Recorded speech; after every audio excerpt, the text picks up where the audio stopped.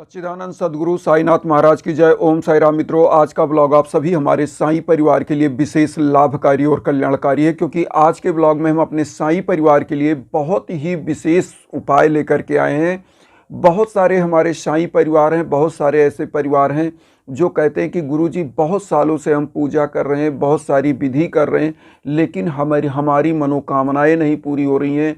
घर परिवार हमेशा असफल हो रहा है, घर में हमेशा जो स्थिति है वैसे की वैसे बनी हुई है, कुछ चेंज नहीं हो रहा है। तो देखिए, घर की भी पूजा का विधान है, घर में भी पूजा किस प्रकार से करें, कैसे करें, पूजा का भी एक नियम होता है। जैसे आप खाना बनाते हो, खाने में कब नमक कितना डालना है, कितनी हल्दी डालना है, कितना मसाला डालना है, तो उस प्रकार से जब आप खाने को बनाते हो तब जाके वह टेस्ट देता है, स्वाद देता है। इसी प्रकार से जब पूजा का नियम और विधि आप जानेंगे, आप थोड़ा ही समय पूजा करेंगे, उसका बहुत ज़्यादा लाभ आपको प्राप्त होगा। क्योंकि बहुत सारे लोग होता है क्या है कि एन केन प्रकारेण पूजा का अगरबत्ती जलाया और वो अपनी केवल औपचारिकता किए और चले गए। होता क्या है, ऐसे समयों में आपको कोई फल नहीं मिलता। अब यहाँ मैं बताता हूँ पूजा कैसे करना है। देखिए, पूजा का विधान ये है कि जब भी आप पूजा करें, वैसे तो विधान दो है कि सुबह की पूजा किस तरफ मुंह करके करें और शाम की पूजा, तो यहाँ हम दोनों बताएंगे, लेकिन उचित विधान भी हम आपको बताएंगे कि अगर मान लीजिए बार बार आप तो मुंह चेंज नहीं करेंगे, किधर भगवान की मंदिर इधर तो इधर करें, तो यहाँ पर मेन चीज़ होती है कि हमेशा पूर्वाभिमुख होकर पूजा करनी चाहिए। मतलब पूरब की तरफ आपका मुंह हो और भगवान का जो मुंह होगा वो पश्चिम की तरफ होगा। तो आप पूरब की तरफ मंदिर को स्थापित करिए अपने घर में, और पूरब की तरफ मंदिर को स्थापित करेंगे और उसके बाद भगवान का मुंह हो जाएगा पश्चिम, और आप जब खड़े होंगे तो आपका मुंह होगा पूरब दिशा में। तो इस प्रकार से आप पूजा करेंगे। तो इससे क्या होता है कि जब उचित दिशा में उचित समय में आप पूजा करते हैं तो उचित फल आपको मिलता है। कभी ऐसी उपासना का फल निष्फल नहीं होता है। तो पहला आपको ध्यान रखा है, आपको दिशा आप ध्यान रख लीजिए, क्योंकि बहुत सारी जगहों पर होता क्या है कि दिशा ही नहीं पता होता है और पूजा उन्होंने कर लिया। तो देखिए, हमारे यहाँ 4 दिशाएं जो है, पूरब पश्चिम उत्तर दक्षिण, तो यहाँ पूजा करने की जो दिशाएं होती हैं वो होती क्या हैं। इसमें 2 दिशाएं तो बहुत अच्छी हैं, पूरब और उत्तर, ये 2 दिशाएं अच्छी मानी जाती है, लेकिन दक्षिण और पश्चिम ये 2 दिशाओं में मुंह करके पूजा नहीं करना चाहिए। क्योंकि ऐसी मान्यता होता है कि उस दिशा में अगर आप पूजा करते हो तो मृत आत्माएं जो आपके घर में असामयिक मृत्यु जिनकी हुई है उसका आहार वह ग्रहण कर लेते हैं, आपको पूजा का कोई फल नहीं मिलता है। अब यहाँ पर आता है कि पूजा किस समय में की जाए कि उचित फल मिले, अच्छा फल मिले, भरपूर फल आपको प्राप्त हो, आपकी मनोकामनाएं सिद्ध हो। पूजा का जो उचित समय है वह होता है ब्रह्म मुहूर्त। ऐसी मान्यता है कि ब्रह्म मुहूर्त में जो पूजा की जाती है उसका कोई भी पूजा पाठ का फल निष्फल कभी नहीं होता है। ब्रह्म मुहूर्त को बहुत ही शांत वातावरण माना जाए। 4 बजे से लेकर के आपको भोर में 5 बजे के बीच की जो पूजा होती है, एकदम शांत वातावरण होता है, जिसको बोलते हैं ब्रह्म मुहूर्त। और ब्रह्म मुहूर्त में भगवान का वास होता है, अर्थात ब्रह्मा विष्णु महेश जो हमारे यह त्रिदेव हैं, इनका भ्रमण होता है। और जिनके घर में यज्ञ याचन हवन और शंख घंटा घड़ियाल का धुन सुनाई देता है, ऐसे घर में माँ वैभव लक्ष्मी को भी प्रवेश करा दिया जाता है भगवान के द्वारा, कि ये साधक, यह जातक अच्छी विधि से पूजा कर रहा है और उसकी मनोकामनाएं आप पूरी करें। तो जो त्रिदेव हैं वह आपकी रक्षा भी करते हैं। अब यहाँ पर आता है एक चीज़ और कि देखिए, पूजा तो आपने कर लिया, लेकिन अब यहाँ पर सबसे बड़ा चीज़, हमारे वेदों में पुराणों में आसन की बात करी गई है। आसन, जब भी आप पूजा करें तो किसी पीले या सफ़ेद स्वच्छ आसन का ही इस्तेमाल करें।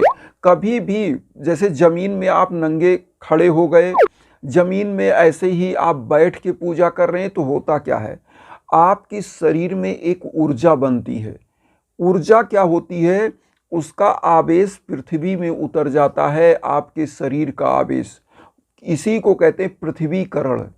तो पृथ्वीकरण जब आपकी जितनी ऊर्जा आपने कमाई, जितनी पूजा आपने की, जिसका ऊर्जा बना, जो आपके ऊपर एक पॉजिटिव सकारात्मक प्रभाव देता है, वह पॉजिटिव एनर्जी कहाँ चली जा रही, पृथ्वी में चली जा रही है। पृथ्वीकरण, इसी को कहते हैं पृथ्वीग्नकरण हो गया। तो यह क्या होता है, यह ऊर्जा आपकी निष्फल हो जाती है पूजा। इसलिए जब भी आप पूजा करें, तो इसीलिए हम आपको बार बार हर पूजा में बताते हैं, पीले आसन पर प्रभु को भी स्थापित करिए और खुद भी एक आसन पर बैठिए। हमारी हर पूजा में हमने बताया आपको। तो जब भी पूजा करें तो पीले आसन पर बैठें, अगर बैठकर पूजा करें, अगर खड़े होकर भी पूजा कर रहे हैं तो कोई भी एक छोटा सा कंबल, कालीन, दरी, कुछ भी उसको स्वच्छ साफ नीचे आपके पैर के नीचे होना चाहिए, फिर उस पर खड़े होइए। तो जो भी ध्यान लगाते हैं, जो ऊर्जा आपके शरीर में आती है, वो स्टोर होती है और वह आपके ऊपर, आपके स्वास्थ्य पर, आपके जो भी आप कार्य करते हो उसमें आपके शरीर में वह संचित होती है। तो उसमें आपको क्या करती है, लाभ देती है, आपको पूरा फल प्राप्त होता है। तो इसलिए आसन का प्रयोग बहुत जरूरी है।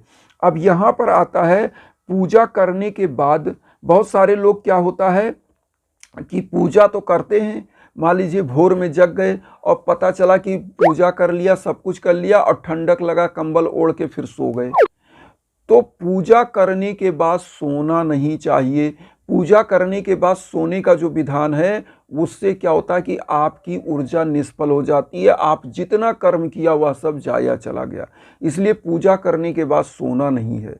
और यहाँ पर एक चीज़ अब और बताएं, बहुत सारे परिवारों में कितना साल जन्म हो गया होगा कि उनके घर में कभी यज्ञ, उनके नाम से कभी यज्ञ नहीं हुआ। मैं बार बार अपने सभी परिवारों से कहता हूँ कि जब जीवन में भीषण बाधाएं आएँ तो उसके लिए यज्ञ होना चाहिए। आपके नाम पर संकल्प लेकर के यज्ञ होना चाहिए। कहीं भी हो, आप कहीं भी हो, यज्ञ कहीं भी आपके नाम से हो, ऑल ओवर वर्ल्ड में आप कहीं हो, जब तक आपके नाम पर, आपके गोत्र पर संकल्प लेकर हवन नहीं होता, यज्ञ नहीं होता, आप तप नहीं कराते, जप नहीं कराते, तो आप ऐसे लोगों को माना जाता है कि उनके घर में भीषण बाधाएं आती ही रहती हैं। इसीलिए मैं बार बार आप लोगों को कहता हूं, कहीं भटकने की ज़रूरत नहीं है। मैं इंस्टाग्राम का लिंक भी देता हूं कि कोई भी ऐसी आपके घर में बाधाएं चल रही जिससे आप पूजा पाठ करते हो, दैनिक पूजा पाठ से आपकी मनोकामनाएं नहीं सिद्ध हो रही हैं, चाहे संतान की प्राप्ति हो, चाहे गृह बाधा हो, चाहे लोगों की असफलताएं हो, बिजनेस में घाटा हो, तो आप यज्ञ जरूर कराइए। इसीलिए हम इंस्टाग्राम का लिंक देते हैं कि आपको कहीं भटकना ना पड़े। आप हमको इंस्टाग्राम पर कॉल कर सकते हैं, समझ सकते हैं, जान सकते हैं। तो यहाँ पर ये हो गया। अब मैं आपको बताऊँ एक चीज़ और, बहुत सारे लोगों के घर होते हैं छोटे, मान लीजिए वो क्या करते हैं, चारपाई पे बैठ के ही पूजा कर लिया, कभी भी फल नहीं प्राप्त होगा। यह सब राक्षसी प्रवृत्ति है। उसी चारपाई पे लोग अन्न खा रहे हैं, उसी पर आप बैठकर पूजा कर रहे हैं। ऐसा अन्न भी नहीं आपको सकारात्मक ऊर्जा देगा, ऐसा जो है कोई पूजा भी आपको सकारात्मक ऊर्जा नहीं देगा। हाँ, तखत का प्रयोग आप कर सकते हो। तखत का मतलब समझ रहे हैं, जो लकड़ी की बनी हुई होती है, उस चौकी पे बैठ के आप पूजा कर सकते हैं। लेकिन चारपाई जो बुनी हुई होती है, उस रस्सी की चारपाई पर आप कभी पूजा ना करें, क्योंकि उस पूजा को निष्फल ही माना जाता है। कोई उसका अर्थ स्वार्थ नहीं है कि उस पूजा से कोई लाभ आपको मिलेगा। इसलिए हमेशा आसन बिछाकर नीचे जमीन में पूजा करिए। अब यहाँ पर आता है, एक चीज़ और बता दें, हमारे जितने भी आपने देखा होगा लोग चारों धाम जाते हैं, जो बुजुर्ग होते हैं या जो युवा होते हैं, जो भी चारों धाम जाते हैं, तो चार धाम की यात्रा करने के बाद जब आते हैं तो वह क्या करते हैं, भंडारे का आयोजन करते हैं। हमारे साईं बाबा भी निरंतर वह भंडारा चलाते थे, जो मांग कर लाते थे लोगों को, क्योंकि अन्नदान महादान और महाप्रसाद बोला जाता है, अन्न के प्रसाद को महाप्रसाद।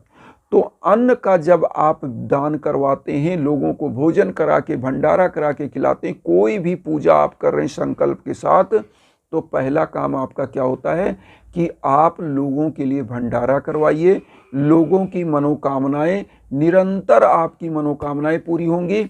और जब आप भंडारा कर देते हैं, अन्नदान जितना आपका समर्थ हो उतना करें, और गरीबों दीन दुखियों को दान दक्षिणा करें, पशु पक्षियों के प्रति प्रेम करें। यही हमारे साईं का कहना था और यही धर्म के आचरण के अनुसार है। तो जब ऐसा करते हैं तो निरंतर आपको फल की प्राप्ति होती है।